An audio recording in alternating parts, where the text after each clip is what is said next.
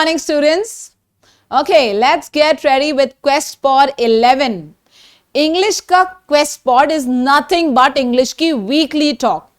Being an English teacher, मुझे ना हर बार नए शब्दों को आप लोगों को इंट्रोड्यूस करना बहुत अच्छा लगता है, इसलिए वही वीकली टास्क सुन सुन के मैं पक गई थी. तो मैंने कहा शुभम सर इस बार ना मैं वीकली टॉक नहीं लूंगी. वीकली टॉक की जगह मैं एक नई सीरीज शुरू करूंगी जिसका नाम होगा क्वेस्ट पॉड. अच्छा लगता है ना when you are introduced to some new words, तो आप आपकी वोकैबुलरी को एनरिच करते हो, एनहांस्ड फील करते हो और डेफिनेटली अपडेटेड फील करते हो.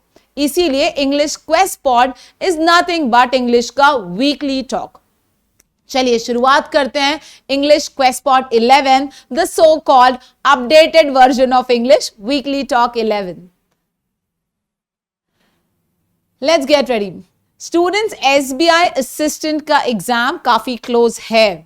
जैसे कि उन्होंने मेंस की डेट डिक्लेयर की है, उस पे से अंदाजा लगाया जा सकता है कि प्री समवॉट इन जून एक्सपेक्टेड है. तो इसमें कैसे पढ़ाई करें मैम, मेरा टारगेट एसबीआई असिस्टेंट है तो मुझे क्या करना चाहिए. तो आज का स्पेशल सेशन मैंने एसबीआई असिस्टेंट की तैयारी के ऊपर ही पूरी तरीके से डिवोट किया है. So now let's get ready with mock test. मेरे हिसाब से बच्चा आपने अभी इंग्लिश के मॉक टेस्ट देना शुरू कर देना चाहिए. भले ही आप ऑल्टरनेट डे दें, हफ्ते में 3 इंग्लिश के मॉक टेस्ट होने चाहिए. अगर आपको लगता है मैम मेरी मैथ्स एलआर की भी तैयारी हो चुकी है तो आप फुल लेंथ दें. अगर आपको लगता है नहीं मैम मेरा मैथ्स एलआर अभी और प्रैक्टिस बाकी है, तो आप एटलीस्ट इंग्लिश की 30 मार्क्स की मॉक टेस्ट शुरू करें alternate day with analysis. Detailed analysis मैंने क्वेस्ट पॉड 9 में बताया है, फिर भी मैं आपको बताती हूं कि मॉक टेस्ट देना कैसे है और मॉक टेस्ट में एनालिसिस कैसे करना है. Now let's go. Please check this students. सबसे पहले जब आप कोई मॉक टेस्ट इंग्लिश का हाथ में लेते हो, मॉक टेस्ट का मतलब मिनी मॉक नहीं. मिनी मॉक यानी 15 मार्क 20 मार्क 25 मार्क के क्वेश्चन नहीं, पूरा मुझे 30 मार्क्स का टेस्ट चाहिए इंग्लिश का. 30 मार्क्स का मॉक टेस्ट, ठीक है. इंग्लिश की या आप एक मॉक टेस्ट की अलग से नोटबुक बनाएं 100 पेजेस की, ठीक है. उसमें आप सबसे पहले डेट मेंशन करेंगे.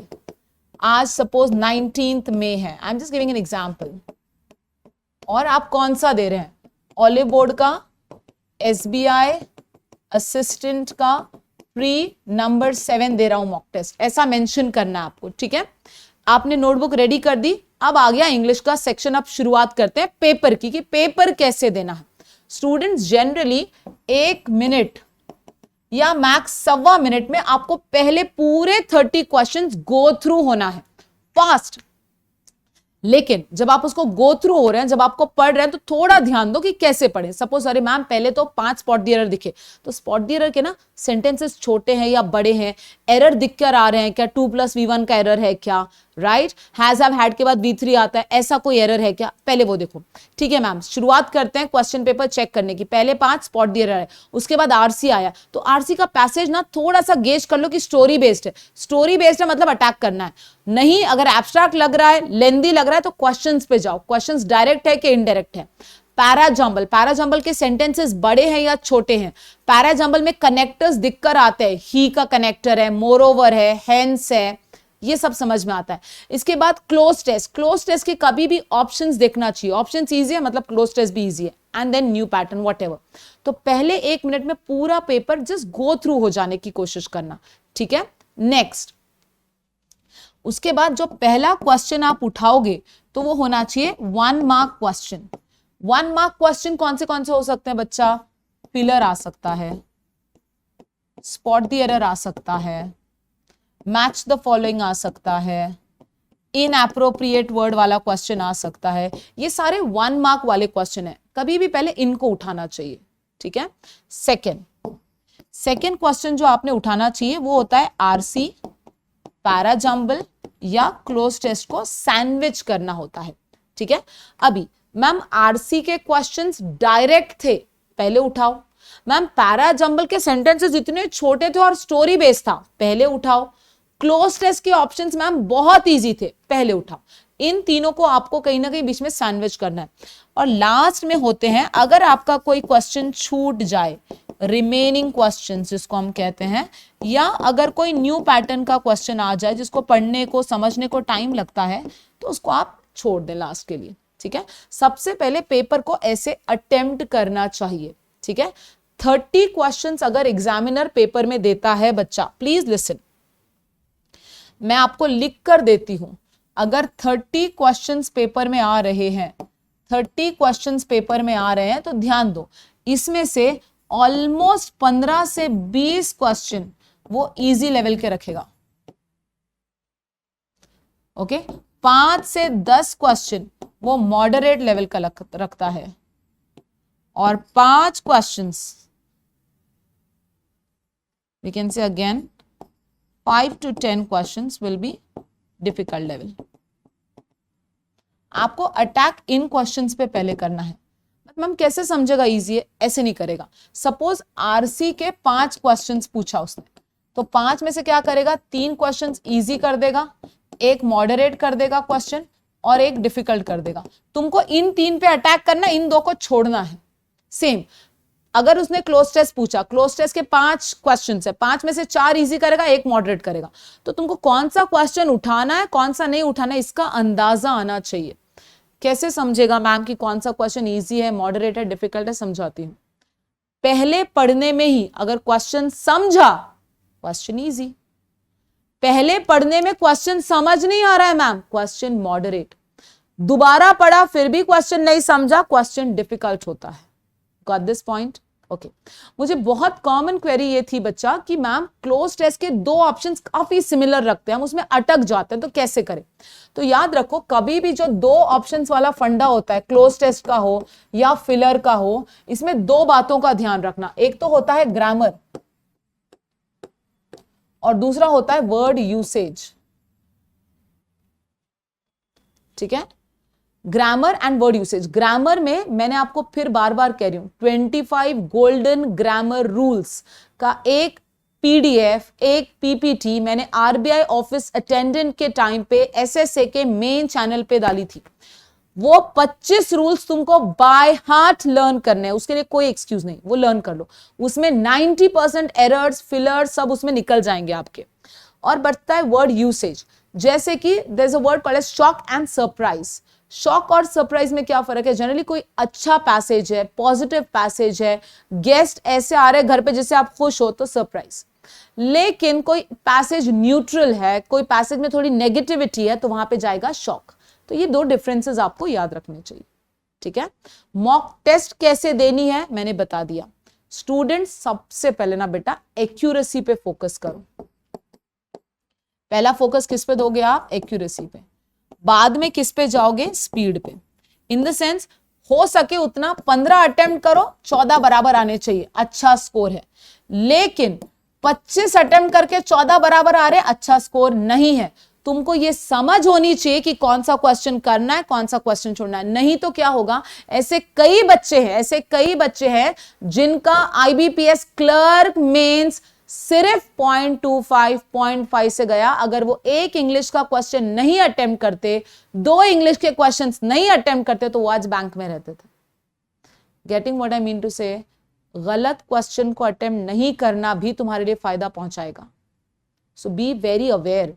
कहते हैं ना कि जैसे सपोज तुम क्रिकेट खेल रहे हो, एक बॉल आई, बॉल गलत थी, टफ थी, तुमने उसको गलत तरीके से खेल दिया, तुम अपना विकेट खो दोगे। So don't do that, okay. ये हो गया मॉक टेस्ट देना कैसे है। अभी मॉक टेस्ट का एनालिसिस कैसे करना है वो मैं बता देती हूं। प्लीज सी एनालिसिस कैसे करना चाहिए। आपको इंग्लिश के एनालिसिस के लिए ये सेक्शन बनाना है। सबसे पहले serial number, question, attempt, correct and wrong. आप यहां पे चाहो तो स्किप भी डाल सकते हो, ठीक है। नाउ सबसे पहला क्वेश्चन मैंने उठाया मैम फिलर्स, उसके बाद मैंने उठाया मैम आरसी, उसके बाद मैं फिर से फिलर्स पे गया, उसके बाद मैंने उठाया स्पॉट द एरर, उसके बाद मैंने उठाया क्लोज टेस्ट, व्हाटएवर।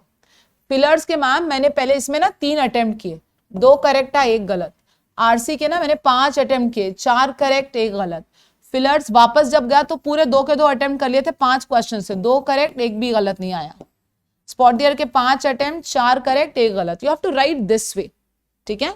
अभी ये चार्ट आपको बनाना है। चार्ट बनाने के बाद रॉन्ग क्वेश्चंस का एनालिसिस करोगे। अरे यार मेरा ना फिलर में 1 गलत हुआ। आपका आंसर का मीनिंग और वर्ड का मीनिंग आपको दोनों लिखना है, ठीक है। वहां पे वर्ड मेंशन करो विथ मीनिंग। फिर मेरा स्पॉट द एरर में ना 2 गलत हुए, व्हाटएवर। तो वो रूल्स आपको लिखना है। ग्रामर के कौन से रूल्स थे, शॉर्टकट में। अरे यार 2 + V1 का रूल था, प्रेपोजिशन + V4 का रूल था, ये मैंने गलत कर दिया, ठीक। उसके बाद skip questions low, question that you have skipped. कौन सा स्किप किया, क्या रूल था वो। लास्ट में ना बेटा तुमको तुम्हारा स्ट्रैटेजिक एनालिसिस लेना है। स्ट्रैटेजिक एनालिसिस लास्ट में आना चाहिए तुम्हारा। मतलब फर्स्ट, आई अटेम्प्टेड ऑल डिफिकल्ट क्वेश्चंस, मैंने प्रॉपर रीडिंग नहीं की, मैंने सिली मिस्टेक्स किए, मैंने क्वेश्चन ध्यान से नहीं पढ़ा, मेरा फोकस नहीं था, मेरा माइंडसेट गलत गया, पेपर ही डिफिकल्ट था। What is your personal strategic analysis? तुमने इस गेम में क्या गलतियां की ऐसा तुमको लगता है, ये तुमको स्ट्रैटेजिक एनालिसिस में मेंशन करना है, ठीक है। ये पेज को पढ़ने के बाद 1 से 2 बार ये पेज को अच्छे से पढ़ने के बाद अगला मॉक टेस्ट देना, ठीक है। उसके बाद जब दूसरा मॉक टेस्ट हो जाएगा तो उसका भी एनालिसिस ऐसे लिखना। तो फर्स्ट और सेकंड मॉक टेस्ट का एनालिसिस पढ़ के थर्ड मॉक टेस्ट को जाना। ये इंग्लिश की स्ट्रैटेजी होनी चाहिए। क्लियर? ओके। आपको इसकी अलग से नोटबुक बनानी है students, and keep showing it to me, and students are doing this. Now when it comes to SBI assistant pre, mock test और एनालिसिस शुरू कर दें। रीडिंग बच्चा चालू रखो, बुक रीडिंग, न्यूज़पेपर रीडिंग, आप गूगल न्यूज पढ़ें, आप रीडर्स डाइजेस्ट पढ़ें, मैगजीन पढ़ें, please keep reading and mock test with analysis. Mock test every alternate day, week में 3 mock test with proper analysis मुझे चाहिए। कोई गड़बड़ मत करो, ज्यादा मॉक टेस्ट दे रहे हो without proper analysis, note down नहीं कर रहे हो, पॉइंट्स जॉट डाउन नहीं कर रहे हो, तो इसका कोई बेनिफिट नहीं रहेगा आपको, ठीक है।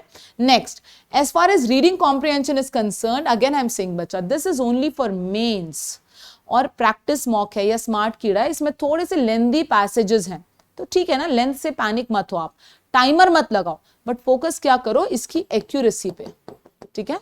और आप रीडिंग कॉम्प्रिहेंशन मत छोड़ो। आरसी प्री के लिए नहीं करवा रही हूं, आरसी के बिना मेंस नहीं निकलता, इस पे फोकस रखे, ठीक है बच्चा। Please start practising para jumble questions, क्योंकि एसबीआई के ना, एसबीआई असिस्टेंट के या एसबीआई पीओ के तीन लोग बहुत ही फेवरेट हैं जो मैंने ऑब्जर्व किया with experience. The first is phrasal verbs. पूछता ही पूछता है. और थिंक मैंने जो वोकैब पीडीएफ दी है उसमें सफिशिएंट फ्रेजल वर्ब्स है, इंपॉर्टेंट है, उतना आप करें. Second is idioms. इसकी गाड़ी धकती नहीं इन लोगों के बगैर. इडियम्स पे भी क्वेश्चन पूछेगा. मेरी वोकैब पीडीएफ में 100 इडियम्स है, इसके अलावा भी आप और इडियम्स करें. एंड नेक्स्ट इज पैराजम्बल, जिसको हम कहते हैं पीजे. अब पैराजम्बल 5 मार्क का एक क्वेश्चन पूछ सकता है, या 5 क्वेश्चंस 5 मार्क के लिए पूछ सकता है, या ये सेंटेंस जंबल भी पूछ सकता है. ठीक है, तो ये आपके एसबीआई असिस्टेंट प्री के सबसे फेवरेट क्वेश्चंस है. इस पे आप ज्यादा ध्यान दें.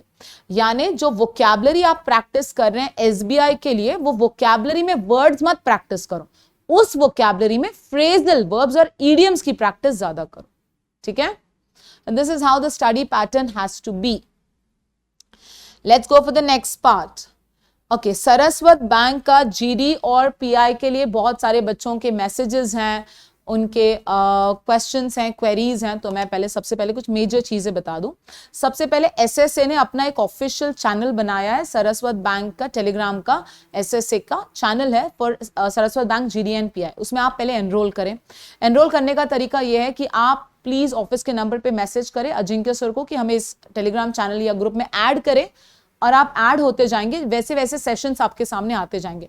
ऑलरेडी इस के बारे में 2 सेशंस हो गए हैं. एक जनरल सेशन जो मैंने लिया, और जो एक सरस्वत बैंक के एम्प्लॉय है उन्होंने सेशन लिया कि कैसे जीडी कैसे पीआई आएगा. और वेडनेसडे को भी एक 8 बजे इसका सेशन है. So students just be in touch through the Telegram group. First of all for Saraswat bank GD and pi करना क्या है, जनरली ये सेशन आपको इंग्लिश में देना है. GD and pi Saraswat bank का जितना हो सकता है इंग्लिश में दो. तो इंग्लिश एनहांसमेंट, स्पेशली स्पीकिंग के लिए क्या करें, स्पोकन पार्ट के लिए हम क्या करें, अगर हमको अच्छा बोलना है तो हम उसके लिए क्या करें. 3 चीजें करनी है. सबसे पहला, स्टार्ट लिसनिंग. आप एनडीटीवी न्यूज सुने, आप गूगल या यूट्यूब पर टाइप करें a session in English about merger of banks, privatization of banks. वो इंग्लिश में हेडफोन लगा के आधा घंटा सुनेंगे daily. Half an hour daily आपको इंग्लिश में सुनना है. ओके, टॉपिक रिलेटेड सुनो. Something on climate change. Next, आपको स्पीकिंग की आदत डालनी है. डेली आधा घंटा मिरर के सामने खड़े रह के आपको किसी भी टॉपिक पे इंग्लिश में बात करनी है. जैसे कि my family, my parents, my brother, my school, my college. ये छोटे छोटे टॉपिक से शुरू करो और फिर बड़े टॉपिक्स पे जाओ. जैसे कि education system in India, what is your say on women empowerment, what is your say about the climate change. Okay, what is your say about, or what has been the impact of COVID-19 on you? छोटी छोटी बातें, छोटे छोटे topic से बड़े topics पे जा सकते हो आप through that speaking for half an hour. Mirror में खड़े रह के इंग्लिश में टूटी फूटी जैसे भी बोल सकते हो. Introduce yourself.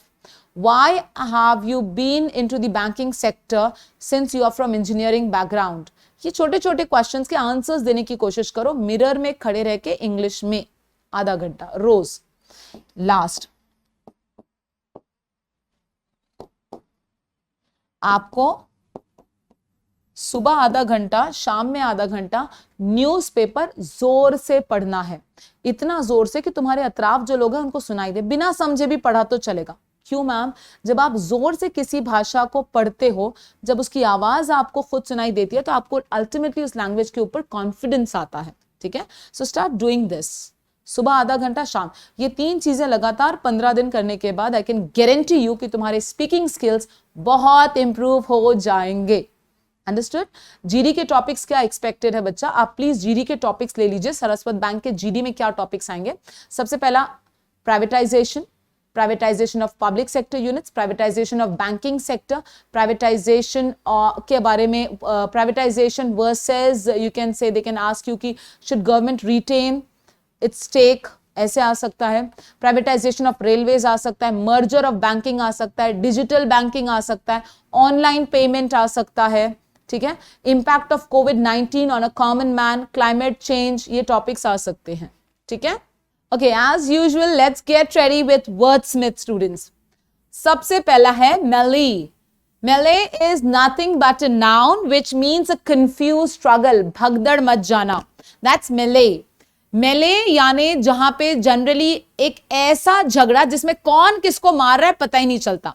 अगर आपने ढोल मूवी का वो सीन देखा है जहां पे पेट्रोल पंप वाला सीन है, anybody is beating anybody in that scene and that's melee. So मेले इज अ कंफ्यूज स्ट्रगल। इसको चुमल भी कहते हैं, रंपस भी कहते हैं, कमोशन कहेंगे, रक्स कहेंगे, डिस्टर्बेंस कहेंगे। Yes, a lot of confused struggle, कोई किसको भी मार रहा है। It's a confused scuffle, it's a confused fight, it's melee. Melee is a noun, ठीक है। सो वी कैन सी मेले इन द मूवी ढोल, as you can see that. Next, the second word is foment. Foment is a verb. Foment is a verb. Basically foment का मतलब होता है किसी को provoke करना, किसी को उत्तेजित करना, किसी के अंदर किसी किस्म की नेगेटिविटी को बाहर लाना ताकि वो रिएक्ट करे, इंसाइट करना, इंस्टिगेट करना, बेसिकली provoke करना is foment.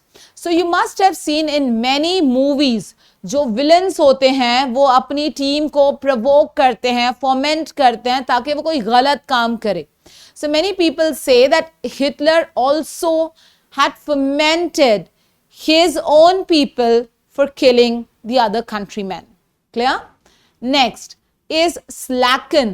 Slacken is again a verb जिसका मतलब होता है कम होना, डिक्रीज होना, स्लो अप हो जाना, that is slacken. Now slacken can be used generally जब आप ड्राइविंग कर रहे हो and when you see a crossing or when you see a speed breaker, what do? You slacken the speed, you decrease the speed, कम हो जाना, it's a verb, okay? Next, enshroud. Enshroud is to cover, yes, ढक लेना, cover कर लेना is enshroud. As you can see in the picture, the fog has enshrouded the trees. The fog has enshrouded the top of the mountain. The fog has enshrouded the hills. It has covered, it has completely covered. That's enshroud. It's a verb. Next, pick apart. मैंने कुछ phrasal verbs भी start किए हैं बच्चा, क्योंकि SBI assistant में phrasal verbs बहुत important है, इसलिए I've started with phrasal verbs also. Pick apart. Pick apart यानी किसी को बहुत बुरी तरीके से और बहुत डिटेल में जाके क्रिटिसाइज करना, that is picking apart. For example in the movie Taare Zameen पर आपने देखा होगा कि उसके डैड उस छोटे बच्चे को बहुत ही बेरहमी से क्रिटिसाइज करते हैं, तू कितना पागल है, तू कितना गलत है, तू कितना ऐसा, and all that kind of bad words. So that is picking apart. So in the movie Taare Zameen Par we can see the dad picking apart the son in a very brutal manner. That's picking apart. बहुत ही बुरे तरीके से किसी को criticize करना. Next, taper off. Taper off यानी decrease हो जाना, कम होना, dwindle होना. As we can see, the storm is tapering off. Taper off होना, कम हो जाना, decrease होना, dwindle होना, and we all are praying to the Almighty that this COVID pandemic should taper off as soon as possible. जल्दी से ये कम हो जाए, ये खत्म हो जाए, ऐसी हम सबकी प्रार्थना है। So tapering off is decreasing, dwindling. And the last is allude to. Allude to यानी जिसको हम कह सकते हैं कहीं पे निगाहें, कहीं पे निशाना, बेसिकली इनडायरेक्ट तरीके से बात करना, डायरेक्टली नहीं डांटना। फॉर एग्जाम्पल, या डायरेक्टली नहीं बोलना, इनडायरेक्ट तरीके से बोलना, दैट इज allude to.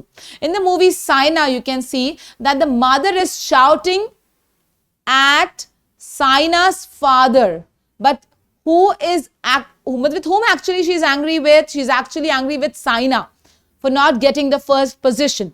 लेकिन मामा क्या कर रही है? डैडी को डांट रही है. So that is, she is alluding to Saina's father without mentioning Saina's name. Clear? She is trying to convey the message to Saina through her dad. That's alluding to, coming indirectly. Clear? Chaliye, let's go for the next part. The next is grammar geek. Grammar geek में जैसे मैं थोड़ा सा advanced grammar हमेशा लेती हूँ, इस बार मैं 4 words के साथ खेलने वाली हूँ. The first is just, the second is yet, the next is still and already. Just का use कब करते हैं हम?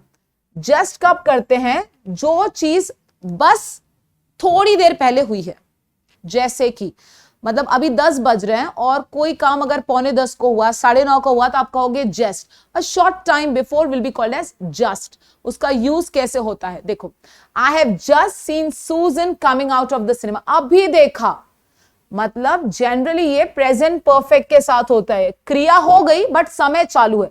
अरे मैं अभी खाना खा के उठी हूं, तो आई have just finished my lunch. ठीक है, जस्ट कब यूज होता है, बस थोड़े समय पहले अगर आपने कोई क्रिया खत्म की हो, समय चालू है, क्रिया हो गई। So I have just finished my dinner, I have just finished my lunch. और ये किसके साथ यूज होता है, प्रेजेंट परफेक्ट टेंस के साथ।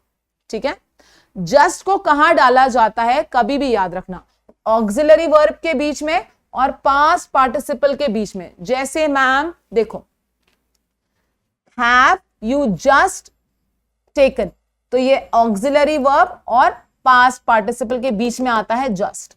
किसके बीच में आएगा, हेल्पिंग वर्ब या ऑक्सिलरी वर्ब और पास्ट पार्टिसिपल के बीच में आता है जस्ट। ये ऐसा फ्रेमिंग होता है।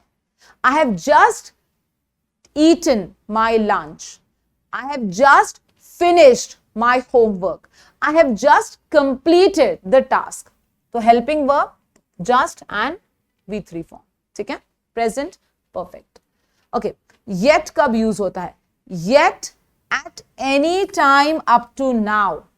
ठीक है, जनरली इसको हम नेगेटिव सेंस में यूज करते हैं, जैसे कि तुमने अभी तक नहीं किया, haven't you completed yet, ऐसे बोलने में yet आता है। ठीक है, और जनरली इसी को भी हम प्रेजेंट परफेक्ट के साथ जब यूज करते हैं तो नेगेटिव सेंस में यूज करते हैं, अभी तक नहीं किया, येट। ओके, इतना याद रखा। Have you finished your homework yet, I haven't finished it yet, I will do it after dinner. अभी तक नहीं किया, तो जनरली अभी तक को जब बोलते हैं तो येट का यूज होता है। अभी जस्ट, अभी तक येट, याद रहेगा, अभी जस्ट, अभी तक yet। Next, still। Okay, still जब प्रेजेंट परफेक्ट के साथ यूज होता है, इसका मतलब वो क्रिया हुई नहीं अभी तक नहीं still, अभी तक yet, अभी just, अभी तक नहीं still। Clear? I've been waiting for an hour and the bus still hasn't come, still haven't। Clear? Already कब यूज होता है, yes, something which has been done before now, generally when the act has been completed. अभी just, अभी तक yet, अभी तक नहीं still, अभी हुआ already, kind of stuff. Okay, I have already spent, see, already used with the present perfect means before now. It is used to emphasize that something happened before something else or earlier than expected. पहले ही कुछ काम हो जाए तो already, कुछ काम नहीं हो तो still, कुछ काम आप कह सकते हो कि अभी तक चालू है yet, and you can also say just when you have, अभी जो चीज हुई है, just finished. So already can come between the auxiliary and the main verb. Yes, the same thing. And you can see how it has been used in sentences. Clear?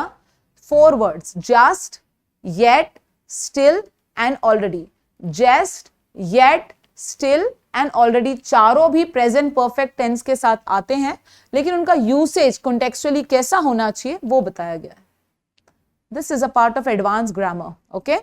Now let's go for the basic part of grammar, जिसको हम avoidable solecisms कहते हैं। ठीक है, the common mistakes, the common grammatical errors that you make while you construct a sentence. He had already went, कभी भी याद रखना बच्चा, had जब आता है, has आता है, have आता है, so what do we take, has, have, had के साथ we always take V3 form.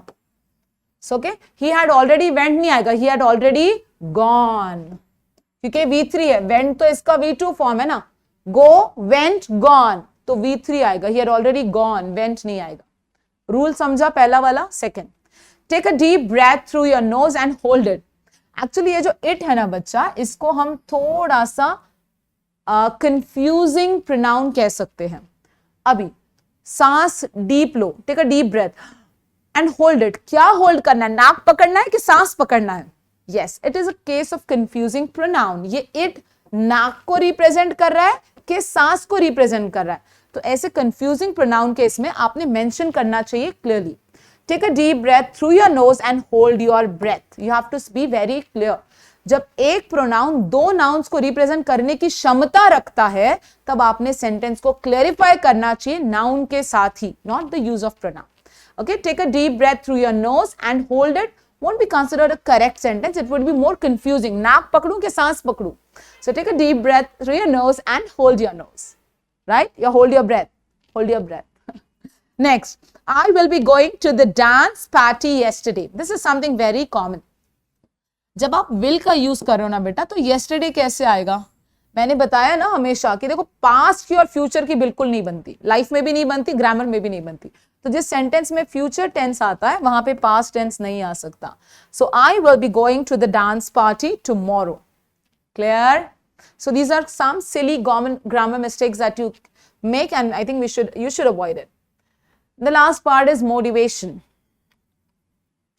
Listen students, consistently मैं कह सकती हूँ और कंटिन्यूसली भी मैं कह सकती हूँ, पिछले एक हफ्ते से मुझे कॉल्स इस बात के हैं कि मैम हमारी फैमिली में किसी की कोविड की वजह से डेथ हो गई है, कोई क्वारंटाइन है, या खुद बच्चे भी 15-20 दिन के, 1 महीने के गैप के बाद वापस पढ़ाई शुरू कर रहे हैं। सो स्टूडेंट्स, अभी आप एक चीज माइंडसेट क्लियर कर लो बच्चा, कि सब लोग ना एक डिफिकल्ट फेज से गुजर रहे हैं। हर कोई, आप है, मैं है, everybody on this earth right now is going through some tough phase. और ये जो फेज है ना, ये फेज बहुत ज्यादा अनसर्टेनिटी और इमोशनल ट्रॉमा का फेज है। अरे यार अब क्या होगा, पड़ोसी किसी की डेथ हो गई, अब हमारे घर में क्या होगा? तो ये जो अनसर्टेनिटी का डर है, ये सबके साथ है, आप इसके लिए कोई स्पेशल केस नहीं हो, ये मेरे साथ भी है। और इमोशनल ट्रॉमा यानी सबने, किसी न किसी ने, हर फैमिली मेंबर ने कोई अपना डिस्टेंट या कोई अपना नियर रिलेटिव खोया है, right? I can understand this, that we all are sailing in the same boat. वही डर है कि आगे क्या होगा, वही इमोशनल पेन है कि हमने किसी न किसी को खोया है with this all pandemic going on. And that again goes कि मैम आप प्रेजेंट पे कैसे फोकस करें। स्टूडेंट्स, जैसे मैं हमेशा कहती हूं, सब लोग एक ही जगह पे अटके हैं, बट इनमें से आगे वही बढ़ेगा जो जल्दी उठकर खड़ा हो पाएगा। Understood what I mean to say, students? I can understand that the emotional trauma that you are facing, I can understand that the pains that you are into with respect to the uncertainty that we all are facing. अब क्या होगा, ठीक है, नहीं पता ना, लेकिन आज क्या कर रहा हूं ये तो मेरे हाथ में है। कल क्या होगा ये मैं नहीं जानता, राइट? बट आज क्या करना है ये तो मेरे हाथ में है। इसीलिए मैं बार बार जो इंसिस्ट कर रही हूं ना students, 1 day at a time, 1 task at a time, and please bounce back. जल्दी से रिबाउंड करो। जितनी जल्दी तुम दोबारा से उठ के खड़े हो सकोगे, उतनी जल्दी तुम जिंदगी में वो हासिल करोगे जो तुम्हारे रिलेटिव्स चाहते थे कि तुम बनो। ऐसे कई स्टूडेंट्स हैं जिनके पेरेंट्स एक्सपायर हुए हैं इस कोविड-19 में, and it is a big big big emotional pain. I can understand, बहुत बड़ी तकलीफ है ये, जिनके माँ बाप गुजरे हैं इस कोविड-19 पैंडेमिक में। पर वो चाहते थे कि तुम ऐसी जिंदगी जियो, राइट? कि दिन भर रात भर रोते बैठो और कुछ ना करो लाइफ में। ऐसी जिंदगी चाहते थे वो? नहीं। वो जो चाहते थे एटलीस्ट वो करके दिखाओ students. 1 day at a time, 1 task at a time। ठीक है ना, अब तक तुम अपने सपनों के लिए भाग रहे थे, अब ये करो कि तुम अपनी मम्मी और डैडी के सपनों के लिए भागो। जो वो तुमको देखना चाहते थे तुम वैसे बनकर दिखाओ। कौन से पेरेंट को अच्छा लगेगा कि चलो वो आज इस दुनिया में नहीं है, लेकिन उनकी बेटी, उनका बेटा दिन रात रो रहे हैं और अपनी लाइफ को डिस्ट्रॉय करने की तरफ आ चुके हैं? Is this what a parent want to see? You are on the wrong track. वो चाहते हैं कि तुम उस लक्ष्य को हासिल करो, उस सपने को पूरा करो जो उन्होंने तुम्हारे लिए देखा है। So I can understand students, if you don't want to study, still study for your parents, for your grandparents who really wanted to see you somewhere in this life. Understood students? मैं फिर कहती हूँ, गिरे सब हैं, सब लोग उतने ही अनसर्टेनिटी की सिचुएशन में जितने के मैं कहती हूँ ना आप हो, बट उसमें से वही उभरेगा जो one day at a time, one task at a time आपको लेगा। कल क्या होगा ये मेरे हाथ में नहीं है, लेकिन आज मैं क्या कर रहा हूं ये मेरे कंट्रोल में है। मैं आज क्या सोच रहा हूं ये मेरे कंट्रोल में है। तो जो चीज आपके कंट्रोल में है स्टूडेंट्स, एटलीस्ट आप उसको तो अच्छे से करो। बारिश होगी या नहीं होगी ये मैं नहीं जानती, लेकिन बारिश की तैयारी के साथ मैं बाहर निकलूं ये मेरे हाथ में है। Control the things that you can control. Understood students? Get back to your studies. I know it is tough. I know it is very difficult, but I know that you can make it. At least not for yourself, but for your parents, for your grandparents who always wanted to see you doing something big in life. Clear? Wish you all the very best. Please stay safe, stay at home, keep reading, and get back to what you always wanted to be in life. Thank you so much, students.